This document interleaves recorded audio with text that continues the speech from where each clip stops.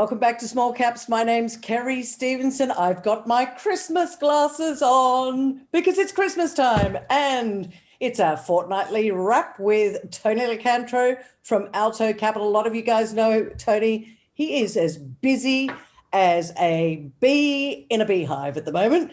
Lots of clients, lots going on, and it's our wrap up. So we're going to do 9 stocks and a long shot for all of you people out there because you're gagging to know. Because this is the thing, isn't it, Tony? They all want to know how to make a quick buck, but they don't want to do the research. So you're doing all the hard work and then giving it to them on a platter. That's kind of why I'm in the media, so people can save time. But look, on a promising note, people are phoning me up randomly because they get my number from somewhere, and they're actually saying that they come from this session. So, which is good. So some people actually buy the shares through me because it's like you can go out and buy a car, but where do you go to get it serviced? And that's a really good point. And I agree with that. Buy a car, where do you get it serviced? You know, if you're going to do it, buy it through Tony. And also, if you heard it from Tony, buy through Tony. Oh, yeah, I actually, when I write emails now to clients, I don't actually give the stock code in the emails because I know there's naughty people out there that go and trade through discounters that try and get cheap advice. But it's been a really good year. My partner actually pulled me up last night. She said, you start every interview by saying we live in interesting times. Oh. And I guess she's got me on that one. But look, the moral of the story is let's cut straight to the chase. This year has been far too easy to make money. In certain sectors. I think you could have thrown darts. You could have listened to your Uber Ola Diddy driver, made money. You could have just gone onto Twitter, made money. Any other site, tips at maybe at the Newport Arms on a Sunday or some other lovely place there. But it was far too easy to make money. And today was a nasty day for a lot of stocks that have no fundamentals, that have been driven by the cheerleaders. Kerry? So what's been going on today, Tony? What's why? Why has that happened?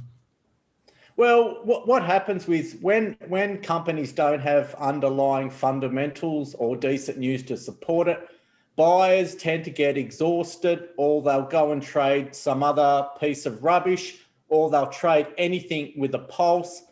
And if you had a look at a little iron ore stock today, legacy iron ore code LCY, it's up from 4 cents from nothing pretty much.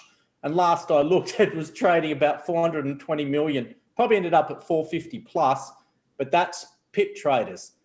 That's people trading through Chi-X, designed to buy 1 pip and then sell 1 pip higher, and that brings other people into it. And I call it a disco inferno, where people trading through discount brokers blow up.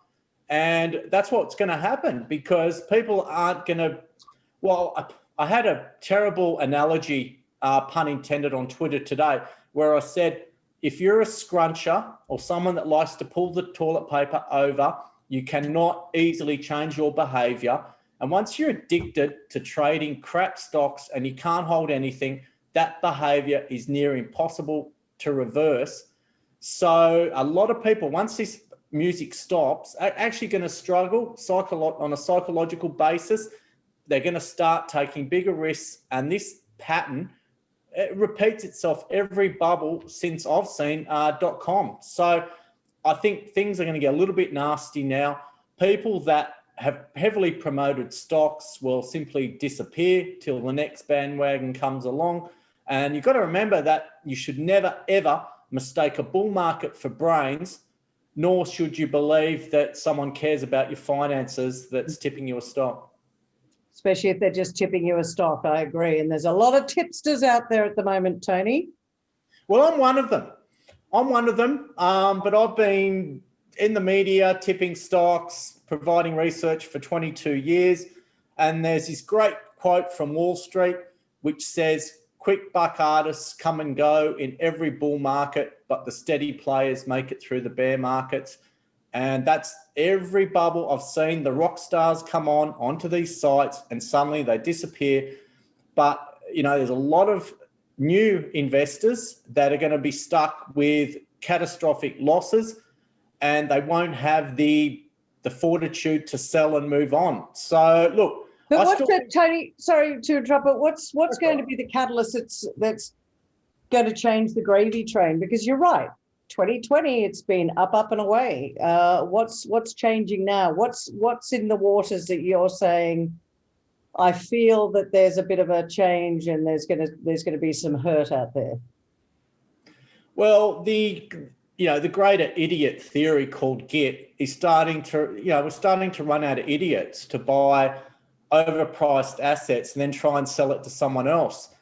So there's just an exhaustion of buyers. You're not seeing enough new people come in.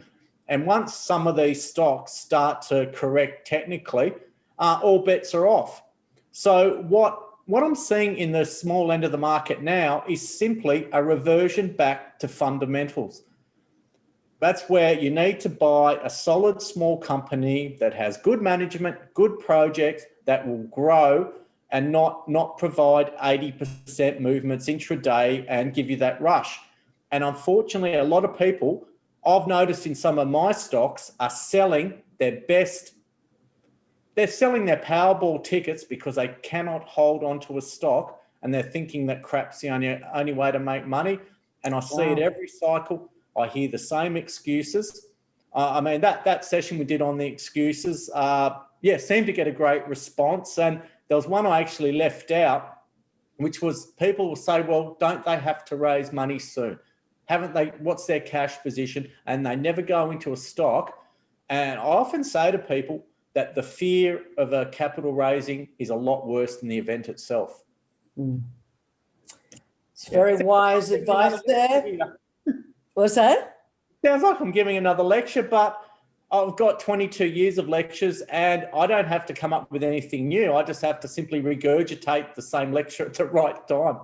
Well, as they always say, history repeats itself. Might not rhyme, but it certainly repeats. And you've seen a few repeats over your time. But people are people. They don't listen. And especially these days, they don't want to take their time. They're in and out of stocks, quick, fast bucks, all that sort of stuff, not looking at fundamentals, not looking, as you said a moment ago, which is what I'm always saying to people, it is people and projects. That's the fundamentals. If you don't have the right people and they've got a crap project, doesn't matter how much you think it's going to make you money, in the long run it won't, and you could be hurting. Yeah, exactly. And it's about adopting good financial habits all the way through. And sadly, this new batch, not many have developed good habits. And that's going to take, sadly, 4 to 5 years of losses until they work out that it's not the way to do it. So anyway, what I've done is I've put together a bit of a hit list. So I am going to have to I'm going to have to stand the list up here just so I get the code and prices right. So that's right. Down, yeah. So I'm going to provide 9 stocks and a long shot. Could be another Netflix series. Who knows? I mean, with the amount of streaming on, where do you start? But You don't start, Tony. Not with Netflix. I'm always saying to people, do your research. Don't stop watching Netflix. All right, let's go. All right. So 9 stocks and a long shot. Here we go. Now I'm going to lead off with a new stock that we've been buying the absolute crap out of. It's called Oryamin. Code is AUN. Now, they recently listed. They had a high of 39. They're currently at 28.5 cents. Now, this company has ex-Northern Star people on board. Bill Beeman is actually a major shareholder, and Bill's actually written about them on LinkedIn. So I saw a webinar on them. They have the Mount Dimer project and the Mount Palmer project. And I really like this story. What I see is those that were allocated small parcels of shares are selling all their stock. And I'm just sitting back and scooping it all up. Now, what happens when people get given, just say they apply for 20 grand and they get 2 grand, instead of topping up, they say, look, I haven't got enough to give a shit about it, and they sell it. And that's what we're seeing with AUN. And I'm just going to keep buying the crap out of it because I think that that's a real gold company in the making. And I like to spot these things early. So 28.5 cents. AUN for Nelly or AUM for mother? Alpha Uniform November. It might confuse some trading systems because it's the old code for Ostar. Oh, yeah. But, okay. Yeah, but this is a new company, great management. I think people should do their research. And look, when you buy a company like this, I suggest you buy a ticket on a journey, not a 5-minute hold.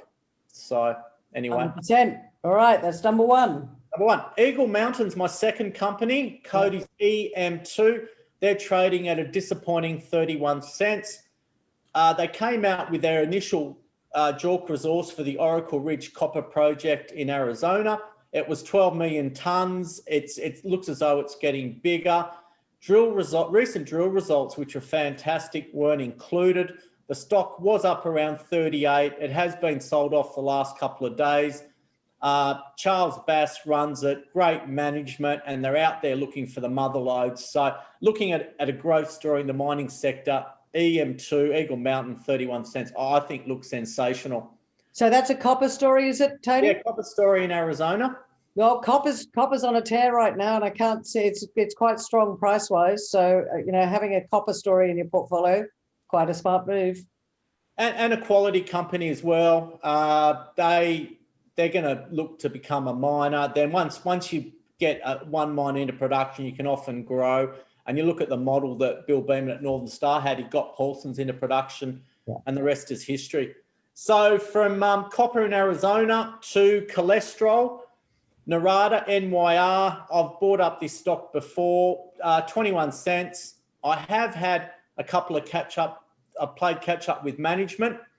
They are on track to have that cholesterol inhibitor in the clinic by the end of next year. And they're also looking at traumatic brain injury, great management, market caps undemanding, and they're sticking to what they said they would. So it did look as though it was about to break out at 25 cents.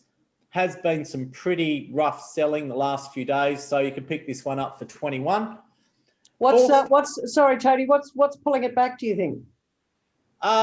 People that don't want to make money, people that are allergic to making money over the long term, I think. That's what's pulling it back. Right. Because you've got a company that comes out and states what they're doing. They're saying, look, we're going to move towards trial readouts. We're going to be in the clinic. They do nothing wrong. But the only thing that changes is the mood of the investors. It's like people sitting around a campfire, hugging, kissing, or maybe 1.5 meters apart around a campfire, and the next minute they're beating the shit out of each other. So often that determines the share price, really. I mean, that's probably a non-scientific way of putting it. It's a Tony way of putting it. Well, that's what happens. Companies just do their job, and it's the mood of the people. And then those in bad moods causes other people to get in a bad mood, and they become angry, and then you've got to sell off. So welcome to the market. It's awesome. Well, you wouldn't want to be anywhere else, would you? I have too much fun chatting to you once a fortnight, Tony. I wouldn't want to be anywhere else. No. And look, let's be honest. Conspiracy theories, all what you're doing, all these games doesn't make you money. It doesn't put your kids through school, and it doesn't pay the bills. So I'm here to talk rubbish, but I'm also here to provide people with some hope of making some money. Kerry? That's what we love about you. All right, number 4, in the door. Yep. So the next one is Adalta. Code is 1AD. They are actually in the clinic now for idiopathic pulmonary fibrosis. They've actually had quite some good readouts in relation to the dosing, and they also have a collaboration with GE Healthcare. So to me, they look like a fantastic story. They're trading around 13 cents. So they are in the biotech sector. Code is 1AD. So from idiopathic pulmonary fibrosis to zinc in northern Italy, Alta Zinc, code is AZI. They're trading at 0.5 cent. I really like this story. They have a zinc resource that's growing in Italy. It is close to zinc smelters. They do need a higher purity concentrate. The managing director is Garrett Harris. He was instrumental in taking Adriatic to $1.20, which has since gone on with it. They are looking to drill out a resource. They also have the Punta Corner cobalt nickel project, which looks sensational, just with that EV battery metal theme. So they're trading at 0.5 cent. I'd expect them in time to have a capital crunch, which means instead of 3 billion shares on issue, you might reduce that amount just to attract a different kind of investor. So, I mean, the market cap doesn't change, but the see-through fundamentals might to larger investors. Tony, it's an interesting one. Zinc in Italy. How did you come across it, and why? I don't know. It just seems kind of. Normally, we're talking about stocks, and they're in areas that I've heard of before, but zinc in Italy just is a little bit different. Why do you like it? This one? Because it's a high-grade zinc resource. There aren't too many resources like it. There's a chance to grow, and northern Italy and parts of Europe are prolific with zinc production, and there aren't too many clean concentrates, and zinc smelters are crying out for it. And you haven't seen a lot of investment in the zinc sector. But you could go into these zinc stocks willy-nilly, but I really like management, and Garrett Harris is pretty determined to get this thing into production by 2024, which isn't that long when you think about it. So, look, I'm in here to look at any stock situation that is quality with a chance of making my clients money, and that could be any sector. But I tend to steer well clear of all these complex metals that billion-dollar capex jobs that wouldn't have a hope in hell of getting into production. But certainly one to look at, and I think they have a big future. So moving right along, based on my experience with previous discoveries and the joy around Staveley, I really like Godolphin Resources. Code is GRL. They're trading at 25 cents. It's named after a geological belt, not the name of a horse racing stable out of the Middle East. They are drilling a project called Copper Hill East. They do have some sniffs of copper. They are going to be sticking some diamond drill holes down at depth. So a diamond drill hole is when you have a higher degree of confidence and you want to work out the system, and instead of providing rock chips, just chips, it provides a solid cylinder of the core. So that's going to happen. And they're also going to be diamond drilling Lewis Ponds in January, where they have some of the most exciting gold anomalies that many of those involved with the company have seen. So I think that's the type of stock that once they're really onto something, could run like a Kenyan. And I think a Kenyan recently beat a world record on a half marathon. So there you go. Just something a little bit irrelevant, but I'd rather have a stock that can run like a Kenyan, run a long way, rather than you Usain Bolt that's over, in seconds, or your date with someone. Anyway, bad example. You are bad. Bad, Tony. I'm sorry. Tony. But Lewis Ponds is also a very interesting jurisdiction at the moment, and if they've got some interesting ground there, well worth a look. It's a great company. It's unloved. It's not that well known. But, these are the type of companies that will react to results. You're not going to see too much buying in anticipation. But mind you, when they announced that Copper Hill looked promising, it was up around 40 cents. So anyway, moving right along, let's go over to Africa, Côte d'Ivoire, which it sounds like a tropical island, but it's not. It's actually part of Africa. Mako Gold have come up with some stunning drilling results. Code is MKG, and they're trading at a disappointing 11.5 to 12 cents. I recently met with Peter Ledwidge. He showed me the projects, the scope of these projects, and they're just solid numbers continually. And they're going to be looking for 1 million ounces plus in Côte d'Ivoire. So it might actually grow a bit further. And we all know that there has been some sizable takeovers in Africa, and one that's going through at the moment has been Cardinal. So, you are going to see some fighting over quality ounces. Peter and his wife Anne have been there before. They found most of the gold for Orbis, which was taken over. So this stock did do quite a large raising at 11.5 cents. They are cashed up, but obviously when you do a placement, you are going to have some stock indigestion. Yeah. So almost there. Next stock is Hammer Metals. Now this one's really interesting. It's come right off, back down to 3.3 cents. Code is Hotel Mike X-Ray, HMX. It's run by Dan Thomas, former business development officer at Sandfire. It has Ziggy and Russell from Gold Road. They have some great gold projects, Bronzewing South. They are drilling. They also have a joint venture in Queensland with JogMeg, where they're targeting some larger resources. The stock just can't seem to go on with it at the moment. It was under a lot of pressure from those that were exercising their 3 cent options.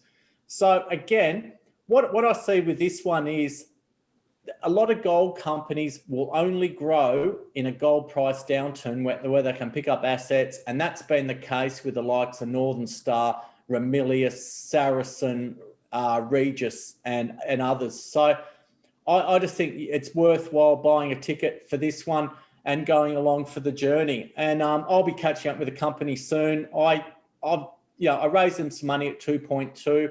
It ran to about 6. Now's the time to revisit it. Now, the last one of the 9 is Metal Bank. This is the long shot, isn't it? Or this is the 9. Doing the 9. So Metal Bank, MBK, they've drilled a massive IRGS system. Yep, that's it. In North Queensland, I'm waiting on assay results with everything crossed from the lab. Hopefully we get them before Christmas. If not, shortly thereafter. I think that if they get some sniffs, it could go for a decent run. Obviously, if the project doesn't stack up, then there's going to be some downside. But, they said all the 5 data sets were pointing to a decent intrusion-related gold system. So I have to run with that.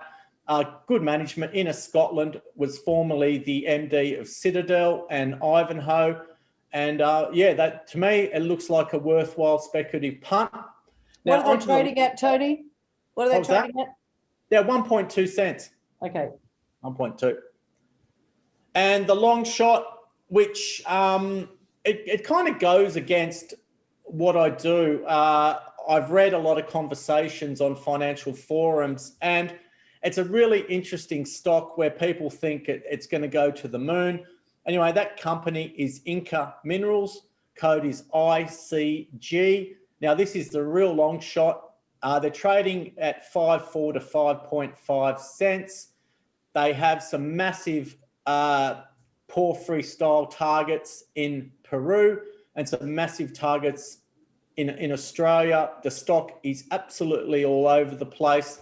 We went in through the rights issue. We do have a bit of fun money on this one, but if that stock has some success, I'd expect some fireworks. And it's something probably a little loose for my liking, but could keep things interesting next year. Who's running Inca? Dr. West, I believe. Okay. West. Yep. I love it. Inca Minerals in Peru. Couldn't be better, could it? What an appropriate name. I actually might have got his name mixed up, to be honest. I know that there's been quite a bit of chatter around, but to me, good. As you say, that's Inca Minerals. It's a long shot, and as we've said all the time, Tony, ladies and gentlemen, seriously, do your own research. This is not financial advice. This is not investment advice. Tony, if you want Tony to look after what you've got, then shoot him an email. But if you want to do it yourself, don't come back and say, you know, it didn't shoot to the moon. You know, Tony says it all the time. I say it all the time. Do your own research, and only, this is a crazy market, ladies and gentlemen. It's nuts. So if you are a little bit concerned, then only invest what you can afford to lose. Don't bet your house and your children and your wife on it unless you want to lose the wife and the children. Yeah. Exactly. And, you know, this year has, as I said at the start, it's been far too easy. Next year, even though you don't really rule off the year, I just think it's going to get more challenging. And people that were formerly friends, that providing each other with tips and cuddles, are going to start turning on each other. And that's when things get really dangerous. And I just think we're going to see some nasty markets next year, despite all these. Actually, the thing is that markets tend to fall over when everyone's in a state of everyone's euphoric and bullishness. That's the only way to put it. It's happened every time. It's happened in the past, hasn't it, Tony? We've seen it before. Everyone's going, you know, we're all off to the party, and then suddenly someone pulls the rug out or switches the grog off, and people sit there going, what happened? You know, well, the policeman's been called and we've switched off the music, and everyone's scratching their head saying, I didn't see where that was going. Kind of like the COVID when it started. Everyone went, what? Where did that come from? Same can happen in markets.